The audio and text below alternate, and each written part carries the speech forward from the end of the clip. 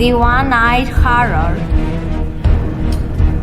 Hello, we are the Centaurs. We are going to tell you our favorite story from the Odyssey. On their way back to Ithaca, the Greek ships came upon a hilly island. Darkness fell and Odysseus stared at the mysterious shore in the distance.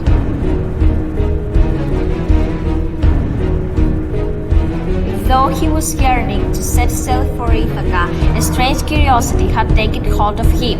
Odysseus said that he wanted to lead an expedition to find out what sort of people lived there.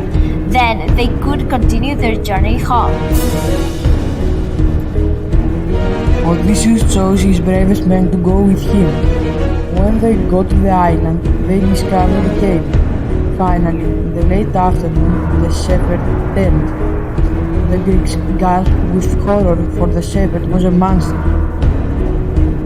The monster was Polyphemus. He was the most savage of all the Cyclops, a race of fierce, one-eyed giants who were known to capture and eat any sailors who happened near the shores.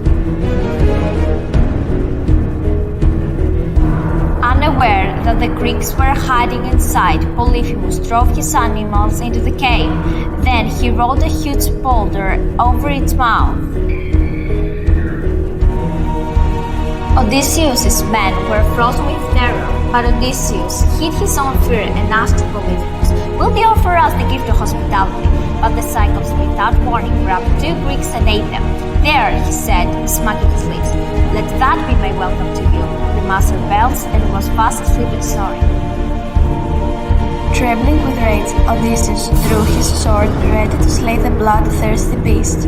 "We can never roll that rock away from the entrance," he said to his horror-stricken men. "If I slay the brute, we will die too, trapped forever in his lair."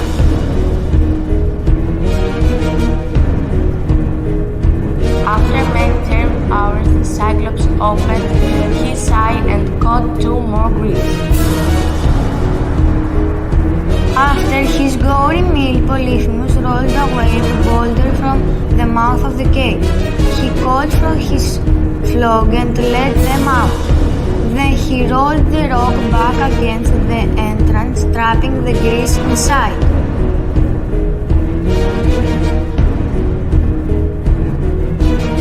"Weeping will not save us," Odysseus said. "We must make a plan."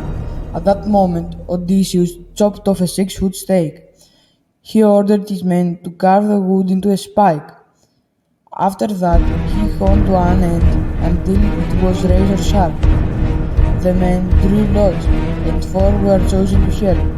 Odysseus told them his plan.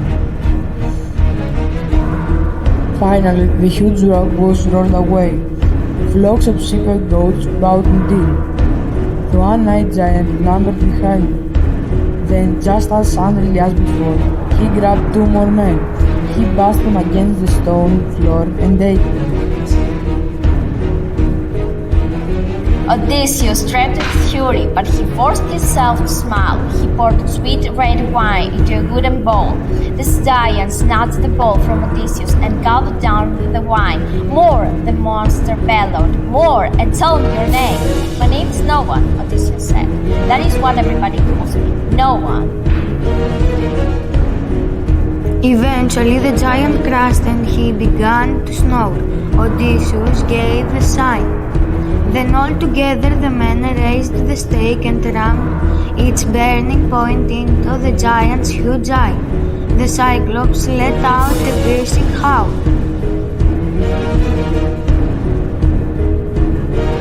But before they could flee, the blind Cyclops sat down in the open mouth of the cave, waiting to capture the first Greek who tried to escape.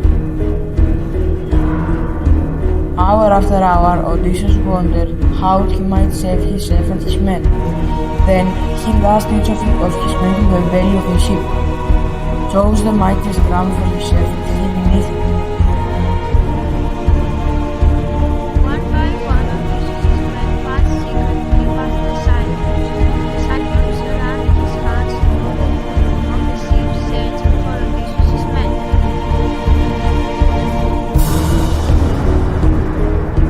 But when the mighty ram began to move out of the cave, the giant stopped him and stroked his wool. "Oh, my old friend," Polyphemus said to the ram, "why did you move so slowly this morning? If only you could speak and tell me where no one hides, I would catch him and pass out his brains." Odysseus quickly untied his men. Then they drove the Cyclops' ship onto their ship. Once they were far away from shore, Odysseus shouted, "Polyphemus!" The blind giant tore a slab of rock from the high cliff and hurled it for the cliffs. The rock crashed into the water in front of the ship. "Row! Row!" Odysseus shouted to his crew. "Row for your lives!"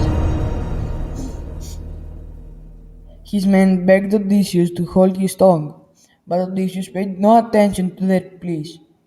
"Polyphemus," he shouted, "if anyone asks you who put out your eye, tell them it was Odysseus, king of Ithaca." The giant lifted his hands and prayed to his father, Poseidon, god of the seas. "Hear me, father," he thundered. "Put a curse on Odysseus, king of Ithaca.